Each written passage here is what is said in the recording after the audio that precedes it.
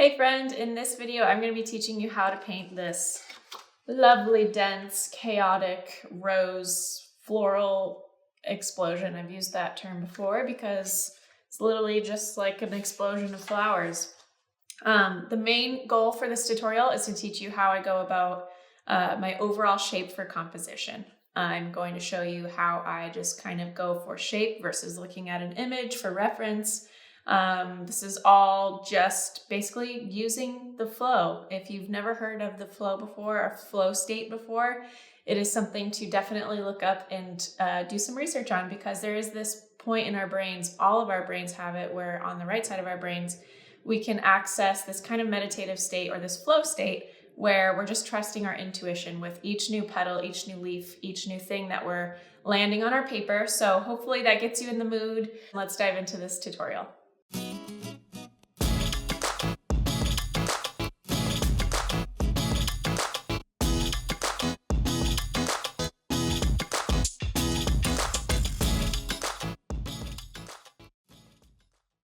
All right, so for this tutorial, I am going to be using the paper, cold press paper. I have this brand new palette that I got from Sylvan Clayworks. We'll make sure to link to her website and her Instagram because this thing's amazing and it's just so pretty. I'll still be using my Traveler's palette, which we have linked below as well, especially for traveling because it's a plastic palette, more sturdy. Obviously, I'm not packing this in my suitcase. And then for this tutorial, I'm thinking I'm probably just going to be using the size 6, my favorite brush from Princeton Heritage 4050 series. All the supplies I'm using, like I said, are linked below. But we're going to be doing a very loose composition of florals. I get asked all the time if I'm looking at photos or if I'm looking at real life flowers. And because I'm so familiar with painting flowers, I'm not necessarily looking at images. I have shapes in mind of how I want the painting to feel. So I usually go for, if it's a floral composition, like with a lot of different flowers on it, I usually go for an S-curve shape for the overall piece. And then the flowers themselves, depending on what I paint, I'm really familiar with the strokes and the shape of roses and peonies, anemones, etc. So I'm gonna go with those.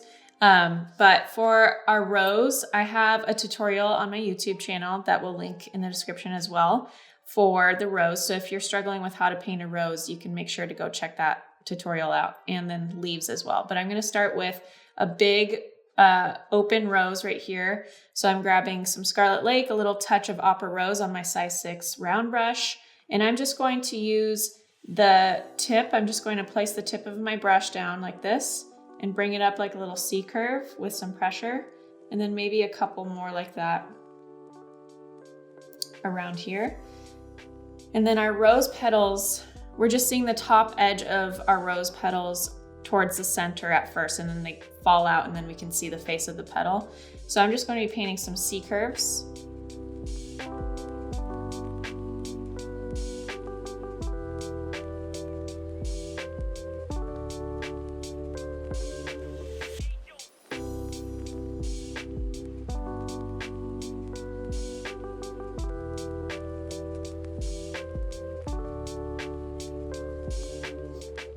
And as I come up around these original strokes, I'm kind of getting fluffier because we're seeing tops of petals right here.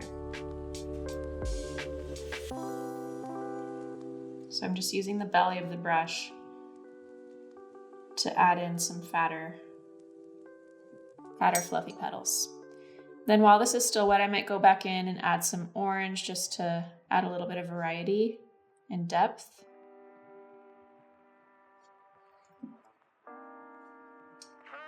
And then go back to my pink red hue, lighten it a little bit with my water cup. And then we are going to start seeing more of the petals. So I'm using about a 75-degree angle with my brush and adding pressure to the point of the brush. And just still painting in C curves around the center of the flower.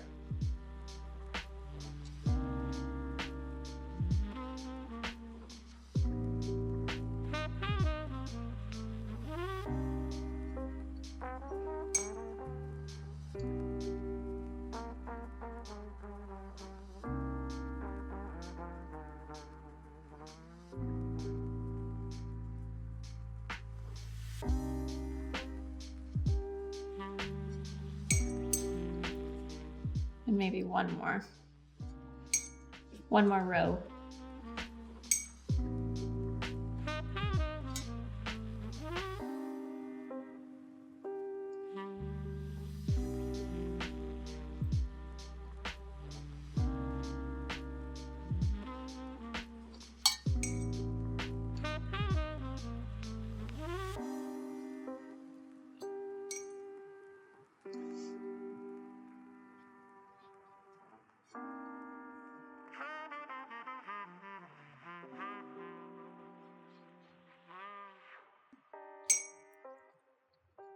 Now I'm gonna grab some yellow, lemon yellow deep, and just poke that into some of these areas. Kind of blend it in for a peachy hue. This just helps to add variety. It doesn't really matter where you're placing that yellow because we're painting loose florals. We're not painting realistic, so we're not trying to get it as an exact match to a photo that we might be looking at. And then from here, I'm gonna paint maybe a little bud over here by pointing the brush to where the stem would be. Thin stroke, so little to no pressure for a little thin line like so. Pressure, loop back down for one of the petals. Then I might lighten my brush for the next one, so go to my water cup.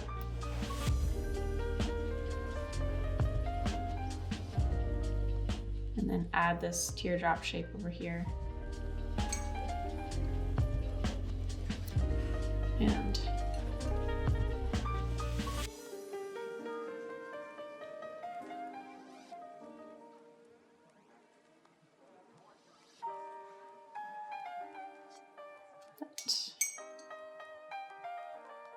so that bud's a little bit more pink. I'm gonna do a more reddish bud over here. Point, press, and loop.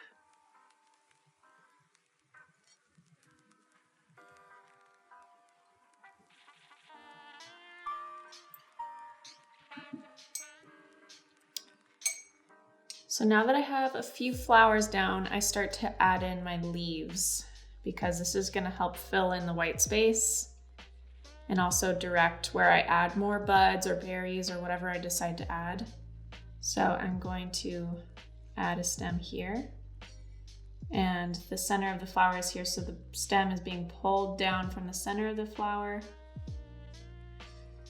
for this bud. And then I'm gonna paint in these thin C curves and then add my leaf. If you need help with leaves, we have a really great tutorial on leaves as well. It's a whole series.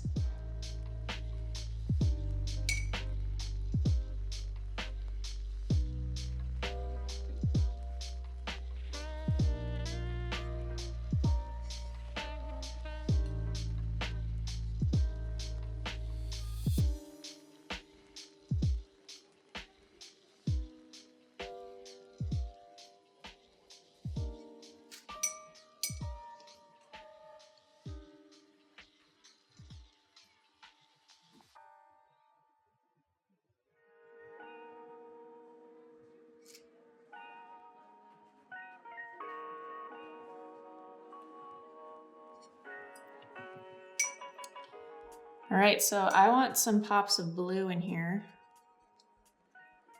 Got this cobalt blue that I'm gonna mix with Prussian blue and maybe a touch of phthalo turquoise.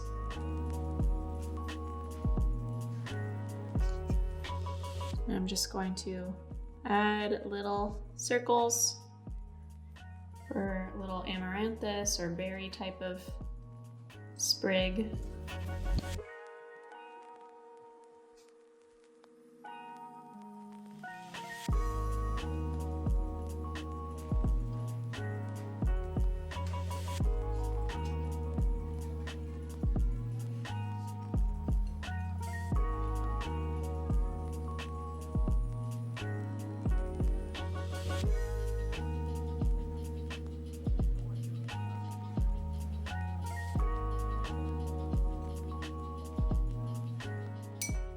I like to make them in a cone shape.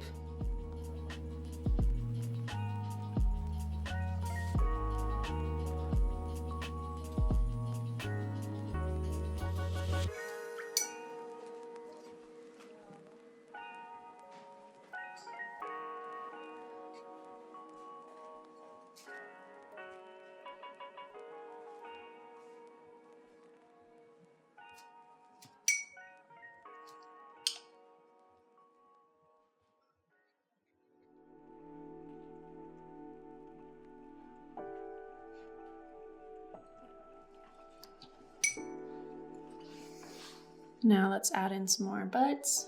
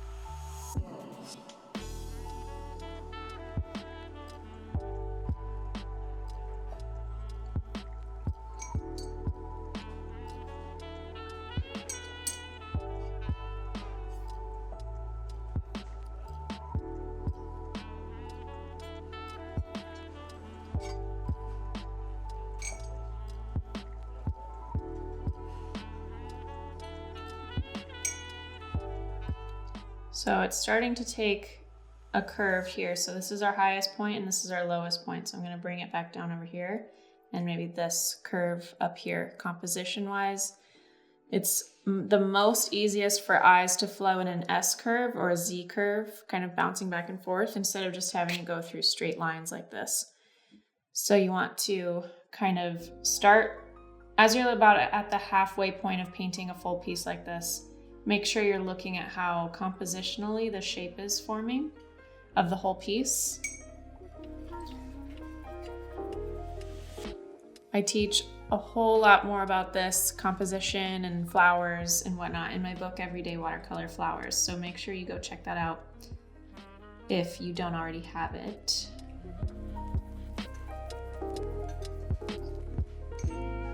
They're kind of like little butterflies.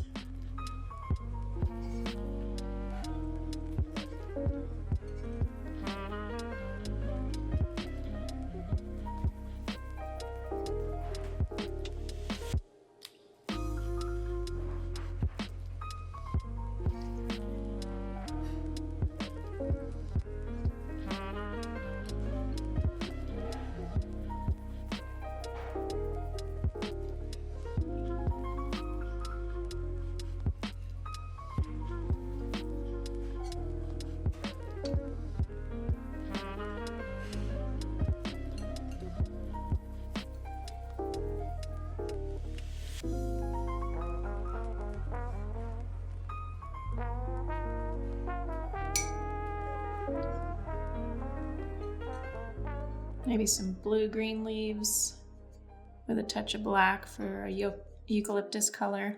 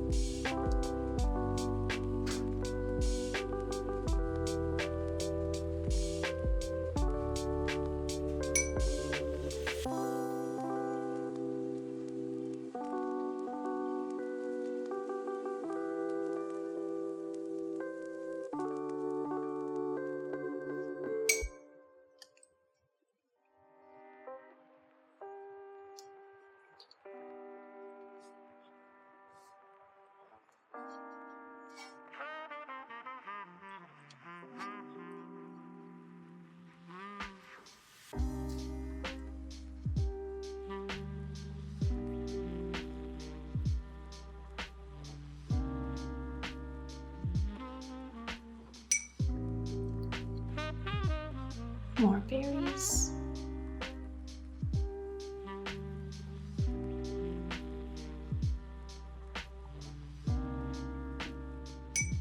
Now I want this piece to really pop, so I'm going to do some purple. I'm grabbing some ultramarine violet, some opera rose to make it a bit more vibrant and fuchsia colored. And we're going to paint in some berries using this color.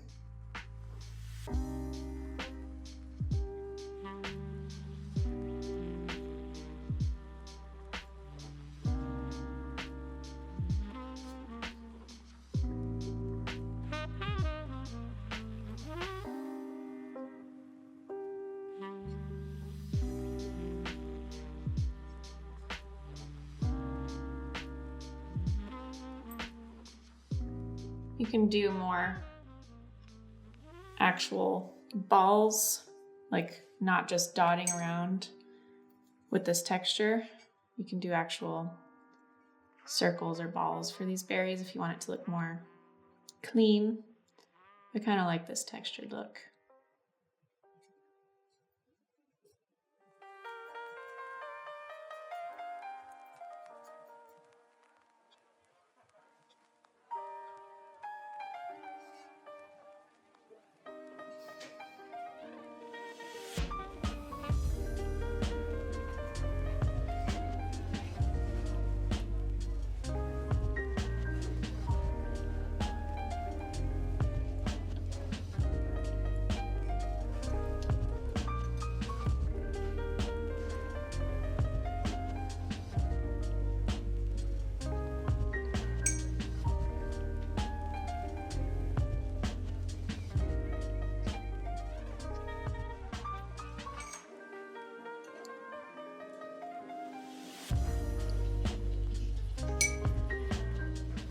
A few more roses, a few more buds.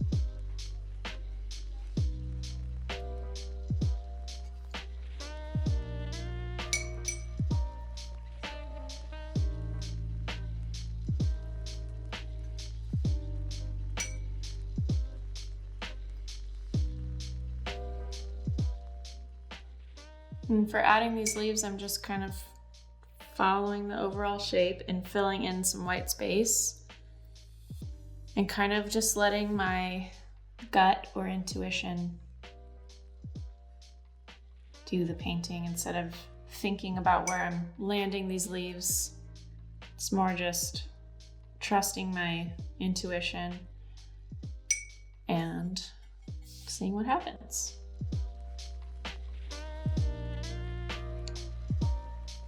That's where a lot of people struggle though. They overthink and analyze where the leaves need to go, and it's all about muscle memory. So the more you just go for it and paint, the more you're going to become used to doing that and tapping into that flow state and allowing yourself to trust your gut.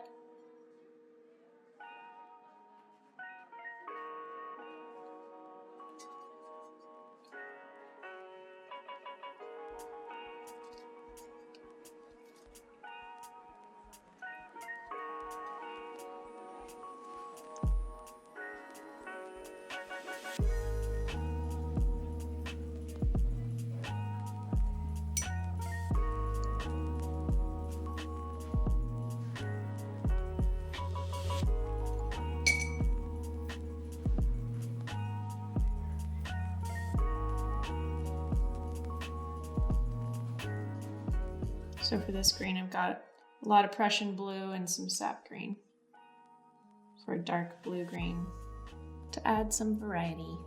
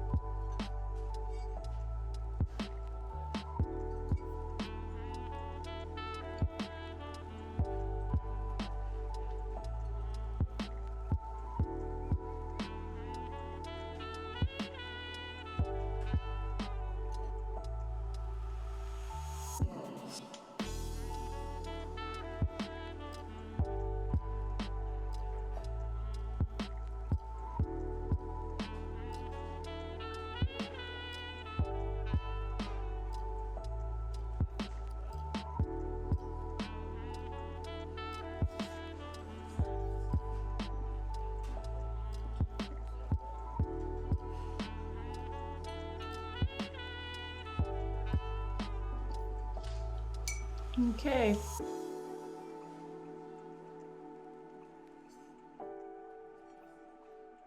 Nice dense cluster. Chaos and flowers and pretty colors. Well, there you have it. A nice chaotic explosion of flowers.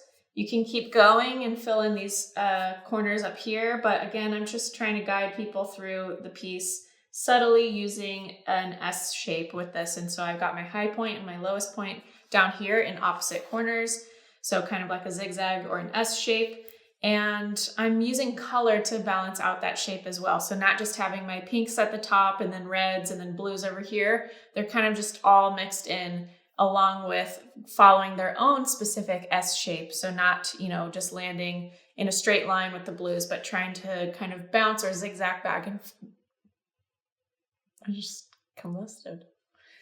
But trying to bounce and zigzag back and forth with the colors and the shapes that I'm using as well. So not just the overall composition following an S or a zigzag shape, but each color, each flower, each shape, and making sure I'm continually focusing on balance in that S shape or Z shape.